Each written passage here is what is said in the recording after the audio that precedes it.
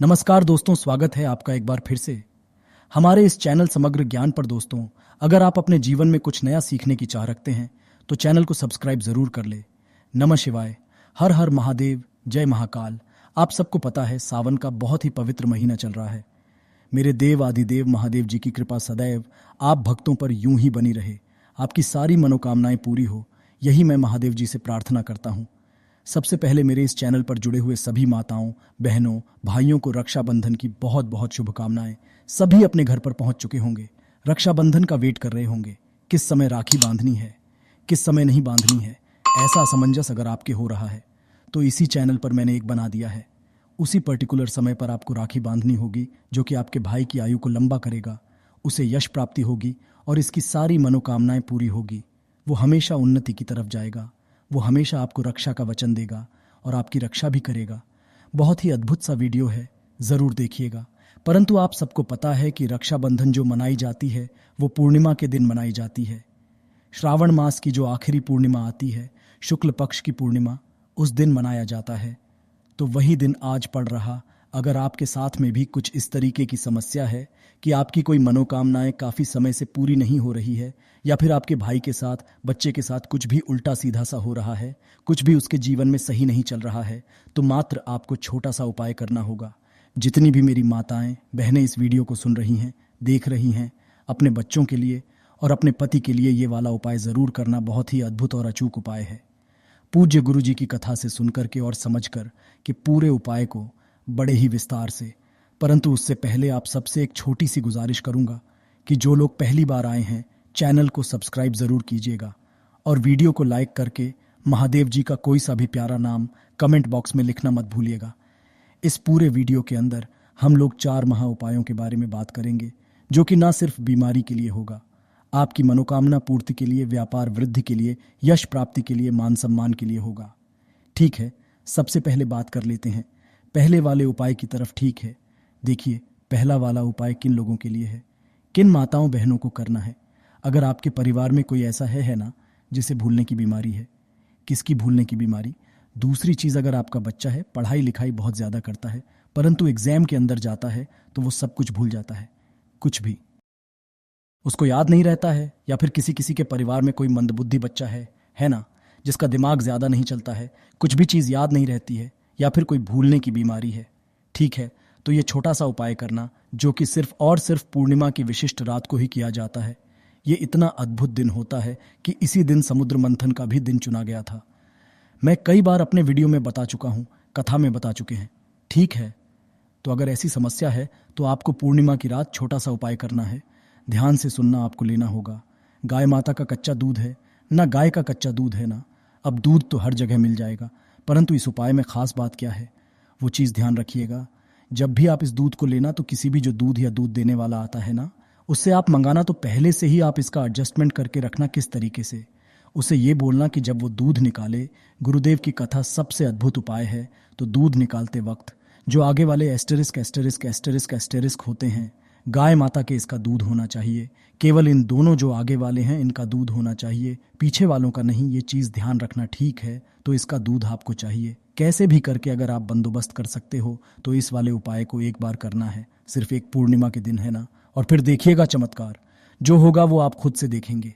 इसका दूध लिया, अब इस दूध को जैसे ही आप लेकर के घर पे, इसी दूध की कुछ भी मिठाई आप बना लो, खीर बना लो, कोई मिठाई बना लो, कुछ भी बना लेना, इसी दूध का बना लेना। और अगर कुछ भी ना बना पाओ ना, तो इसे गर्म करके इसी के अंदर चीनी, गुड़, शक्कर मिला करके यही वाला काम में ले लेना है ना। मैं इसलिए बताया क्योंकि बच्चे को खिलाना है तो वो मिठाई आराम से खा लेगा, दूध वगैरह काफ़ी बार नहीं पी पाता है। ठीक है ना, तो आपको इस तरीके से करना है। उसके बाद में जैसे ही पूर्णिमा की रात्रि आएगी, तो आपको ऊपर जा कर के वो जो आपने बनाया है, जो मिठाई बनाई है या दूध को मीठा किया है, उस मिष्ठान को आपको चंद्रमा की रोशनी में रख देना है। ठीक है, कितनी देर तक रख देना है? 1 से 2 घंटे तक वहां पर रखे रहने देना। आधा एक एस्टरिस्क एस्टरिस्क एस्टरिस्क एस्टरिस्क भी रखे रहने देना, कोई दिक्कत नहीं है। यानी कि हमें चंद्र भगवान जी की ये जो रोशनी होती है ना, ये उसके ऊपर गिरनी चाहिए। ठीक है, जैसे ही रात्रि के 12 बजे इस वाले दूध, इस वाली मिठाई को आपको उस बच्चे को या अपने पति को या फिर अपने परिवार में उस सदस्य को खिला देना है जिसे भूलने की बीमारी है, जो मंदबुद्धि है, जिसका दिमाग काम नहीं करता है, सब कुछ भूल जाता है। उसे खिला देना, यकीन मानिएगा जीवन में उसके भूलने की बीमारी खत्म होगी, साथ ही साथ उसे 50 साल पुराना भी याद रहेगा। ये खुद पूज्य गुरु जी के वचन है। इतना अद्भुत उपाय है ये। और अगर आप नॉर्मल भी इस उपाय को करोगे ना, आपकी बुद्धिमत्ता का कोई तोड़ नहीं होगा। इतना अचूक उपाय है ये। ठीक, तो ये तो हो गया पहला उपाय। अब बात कर लेते हैं दूसरे वाले उपाय की तरफ। परंतु ध्यान रखना, जब भी आप इस उपाय को करेंगे ना, किन महादेव जी के नाम से करेंगे? चंद्रमौली महादेव जी के नाम से या चंद्र देवता के नाम से? ठीक है, चंद्रमौली महादेव जी या चंद्र देवता के नाम से। अब बात करते हैं दूसरे वाले उपाय की तरफ। ठीक है, दूसरा वाला उपाय, अगर आपके घर में धन को लेकर के बहुत ज़्यादा समस्या है, माता लक्ष्मी जी आपके घर में वास नहीं करती हैं, गरीबी ने आपको घेरा हुआ है या फिर कर्जा बहुत ज़्यादा बढ़ चुका है, तो आपको ये छोटा सा उपाय करना। पूर्णिमा की रात है ना, पूर्णिमा की रात्रि को आपको ये उपाय करना होगा। बहुत अद्भुत उपाय, ध्यान से सुनना। आपको एक लोटा शुद्ध जल तांबे का तैयार कर लेना है।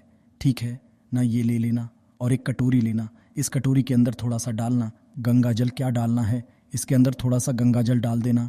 और उसी गंगा जल के अंदर अगर आपके पास में माता लक्ष्मी जी की कोई सी भी मूर्ति या छोटा सा प्रतिमा होती है ना, जैसे हम लोग दिवाली का जो पूजन करते हैं तो हमारे सबके घरों में होती है, हम सब हिंदू हैं, सबके घरों में होती है, ठीक है ना। तो आपको वो लक्ष्मी जी की मूर्ति अगर नहीं है तो आप कोई सा भी एक चांदी का सिक्का अरेंज कर लेना। उस चांदी के सिक्के को इसी कटोरी के अंदर डाल देना, गंगा जल के अंदर ही। और इस कटोरी को उठा करके इस लोटे के ऊपर ऐसे करके रख देना है। ठीक है ना, पहला काम तो ये करना। दूसरा काम जो आप करोगे वो आप करोगे, 31 दीपक आपको तैयार करने हैं, है ना। 31 दीपक चाहे मिट्टी के कर लो, चाहे आटे के कर लो, कोई दिक्कत नहीं है। इन सभी 31 दीपक में लगानी है आपको लंबी बाती। ध्यान रखना माता रानी का, जब भी आप कोई उपाय करते हो ना, लंबी बाती काम में लगाई जाती है, तो सभी में लगाओगे लंबी बाती और सभी को कर प्रज्वलित चला देना अच्छे से, है ना। और इसके अंदर जो भरोगे वो भरोगे, गाय माता का घी, ठीक है। इसके अंदर जो भरोगे वो भरोगे, गाय माता का घी भरना, ठीक है। सभी दीपक के अंदर डाल देना एक एक कमल का गट्टा, यानी कि आपको कमल गट्टे भी कितने चाहिए? 31। ध्यान रखना माता लक्ष्मी जी को ये बहुत ज़्यादा पसंद है, तो सभी के अंदर आपको एक एक कमल गट्टा भी डाल देना है ना। ये थाली हो जाती है आपकी पूजा की तैयार। ठीक, ये दूसरा काम। तीसरा काम आपको करना क्या है? आप इस तरीके से खीर बनानी होगी अपने घर पर, और इस खीर को 5 पान के पत्तों पर रखना है अलग अलग, और इन्हीं पान के पत्तों को आपको एक थाली के अंदर जमा देना है। 5 पान के पत्तों के ऊपर ध्यान रखना, क्रम ध्यान रखिएगा, इसी तरीके से आपको करना होगा, ठीक है ना। सभी के ऊपर थोड़ी थोड़ी सी खीर रख देना। अब ये जो काम हुआ है ना, इसके बाद में आपको पहुंचना होगा कहाँ पर? जब भी चंद्रमा की रोशनी निकल जाए ना, आपको रात्रि में ऊपर की तरफ जाना होगा, छत पर ही, ठीक है। यहाँ पर पहुँचना, एक तरफ में आपने जो लौटा लिया है, जिसके ऊपर कटोरी के अंदर आपने वो रखा हुआ है, एक सिक्का या मूर्ति है ना, वो रख देना। यहाँ पर आपको दीपक की प्लेट लगा देनी है, और जो दूसरी प्लेट है जिसके अंदर 5 पान के पत्तों के ऊपर आपने खीर लगाई है ना, वो रख देना। उसके बाद यहाँ पर दिया बत्ती, धूप बत्ती आपको लगाकर कि माता लक्ष्मी जी का पूजा अर्चना पूरे तहे दिल से करना है। पूर्णिमा की रात्रि को ये चीज़ ध्यान रखना, ठीक है ना। जब पूर्णिमा की रात्रि को पूजन अर्चन कर लें, उसके बाद यहाँ से किसी भी सामग्री को मत उठाना, वापस घर में नीचे की तरफ आ जाना, ठीक है। और उसके बाद जैसे जैसे ये चंद्रमा नीचे की तरफ जाने लगेगा ना, उससे जस्ट पहले, यानी कि किस समय पर ये चीज़ ध्यान रख लेना, जो समय होना चाहिए वो आपका ब्रह्म मुहूर्त होना चाहिए। ब्रह्म मुहूर्त में ऊपर जाकर के, है ना, आपको क्या करना है? ये दीपक जो है, ये जब अगर ठंडे हो जाए तो इन्हें शांत कर देना। इन्हें धो करके या तो आप काम में ले लेना। इसमें जो लोटे में जल बचा हुआ है, इसे किसी भी पत्र के पेड़ में डाल देना। ये जो गंगा जल है, इसमें से आपको वो चांदी का सिक्का या मूर्ति निकाल करके वापस पूजा स्थल में रख देना है। और जो गंगा जल है, उसका थोड़ा थोड़ा सा घुट पूरे सदस्यों को, हर पूरे घर में पिला देना है प्रसाद के रूप में। और प्रसाद के रूप में इन पत्तों पर रखी हुई खीर को खा लेना है। यकीन मानिएगा आपके घर में माता लक्ष्मी जी का वास होगा। आपके घर में सुख, शांति, समृद्धि हमेशा बनी रहेगी, कभी भी धन की कमी नहीं रहेगी। पूज्य गुरु जी का ये वाला उपाय बड़ा ही ज़्यादा खास और अचूक है, ज़रूर कीजिएगा। पूर्णिमा की रात्रि का मैंने खुद ने भी था, और उसका असर मुझे भी दिखाई दे रहा है, तो आपको भी दिखाई ज़रूर देगा। अब बात कर लेते हैं तीसरे वाले उपाय की तरफ। अगर आपके परिवार में किसी भी व्यक्ति की आंखें खराब हो चुकी है, या फिर मोटे चश्मे लगे हुए हैं, आंखों से कम दिखाई देता है, आंखों की समस्या बहुत ज़्यादा हो चुकी है, तो पूर्णिमा की रात्रि को ये एक उपाय किया जाता है। आपको करना क्या है? एक पीपल का पत्ता लेना है, एक पीपल का पत्ता मात्र, और उस एक पीपल के पत्ते पर रखनी होगी थोड़ी सी खीर ठीक है, और इस पीपल के पत्ते को आपको उठा करके प्लेट के अंदर और किसके सामने रख देना है? चंद्र महादेव जी, यानी कि ये जो चंद्रमा की रोशनी है ना, इसके यहाँ पर आपको उस पीपल के पत्ते को रख देना है, जिसके ऊपर डायरेक्टली चंद्रमा की रोशनी पड़े। इतना कर लेंगे। इतना करने के पश्चात जो भी आपके व्यक्ति है जिसकी आंखें खराब हो चुकी है या फिर आंखों में प्रॉब्लम है, उसे रात्रि को 12 बजे बुलाकर के ऐसे चंद्रमौली महादेव जी के नाम से 10 से 15 मिनट तक चंद्रमा से नींद मिलाने हैं, और नींद मिलाने के पश्चात इस खीर को खिला देना है। उसको या उस व्यक्ति को धीरे धीरे करके उसकी आंखें सही ही होने लगेगी। आप खुद इसका असर देखेंगे। अब बात कर लेते हैं चौथे वाले उपाय की तरफ। चौथा वाला उपाय, अगर आपके स्किन संबंधी परेशानियां कुछ इस तरीके से है कि दांत, खाज, खुजली हो रखे हैं, शरीर में काले चक्के या सफ़ेद चक्के पड़ रहे हैं, या फिर आपके शरीर में इस तरीके की कई गांठें निकल करके आ गई है, तो महाराज इन सभी के लिए एक उपाय किया जाता है। आपको इस तरीके से 21 दीपक तैयार करने होते हैं, गोल बाती के, जिसके अंदर सबके अंदर आपको लगना होता है गाय माता का घी। ठीक है, इन्हें एक प्लेट में रखा जाता है, और इन्हीं प्लेट में रख करके इन सभी दीपक को प्रज्वलित करके कहाँ पर रख दिया जाता है?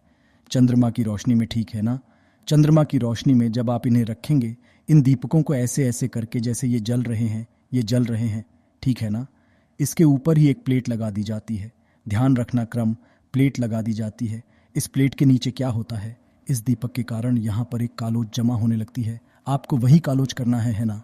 और इकट्ठा करके किसी भी एक छोटी सी डिबिया में जो काजल टाइप में बनेगा, कालोज जो बनेगी, उसके अंदर गाय माता का घी मिला करके और अपने पास में रखना है। जो भी व्यक्ति है जिसके इस तरीके की समस्या अगर उसके जीवन में है, जो मैंने अभी आपको बताई है, तो जब भी वो सुबह सुबह स्नान करें, स्नान करने से आधे घंटे पहले है ना अपने उस स्थान पर लगा लेना है जिस जगह की स्किन खराब हो चुकी है।